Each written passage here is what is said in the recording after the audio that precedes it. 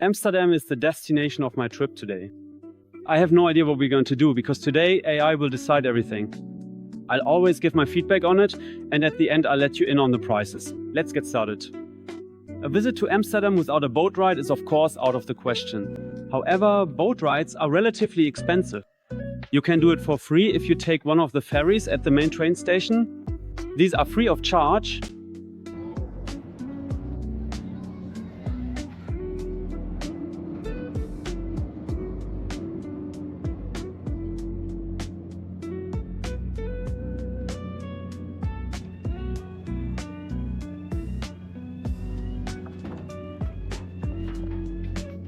These cute waffles are advertised everywhere in Amsterdam. What's the story behind them? Let's ask a tour guide. The most famous waffle is probably the stroopwafel. It was first made in the 19th century in Gouda, a city near Amsterdam. Originally, it was a simple pastry made from leftover dough and syrup, eaten by poor people. Over time, however, the stroopwafel became increasingly popular and developed into a specialty.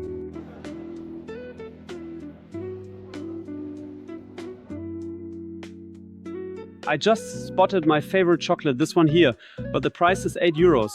That's pretty steep, but I think we'll visit the company later today since they also have a location here in Amsterdam. Cool, you can buy worms here. I can only chuckle about that now. Back at the beginning of the millennium, I was already selling real edible insects in Germany for human consumption. I had an online shop, but I also supplied amusement parks with my products. I attended street food festivals and held cooking classes all over the country until a few years ago when I sold everything in an exit, and since then I've had my financial freedom. I didn't find the shop all that spectacular. Let's see what we find next. I'm actually surprised that the restaurants here are so full at this time of day. Since you're still watching, you should subscribe to my channel for free. And if you're already subscribed, then leave a like for the algorithm. Thank you very much. This is the way in. Here you can have your chocolate made just the way you want it. I don't just like this chocolate tea, it's actually the only chocolate I buy. Because I can be sure it's harvested without slave labor, and that makes it taste even better. Chocolate by country. There's even a bar called Amsterdam. The heart of the shop is right behind me. Here you can design your own chocolate just the way you want it. It costs about 10 euros from what I read. Tony's Chocolonely is a chocolate manufacturer from Amsterdam.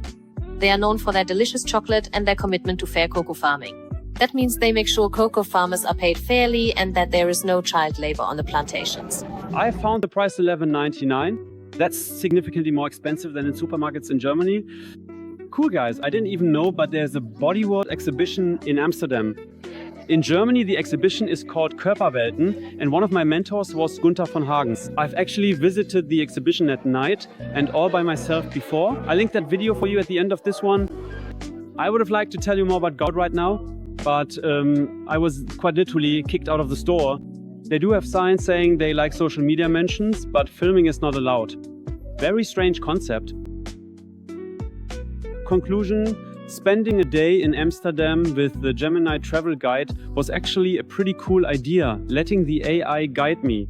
If I had trouble getting the answer I wanted, I just rephrased the question once or twice and then I got a useful idea. About the costs, the travel guide was of course free of charge.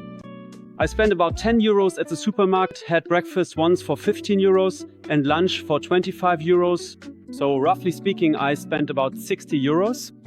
Of course, you can reduce that even further if you just shop at the supermarket. You can find my video of me at the Bodyworlds exhibition at night here. And I explain here how I took the Flixbus to Saint Michel.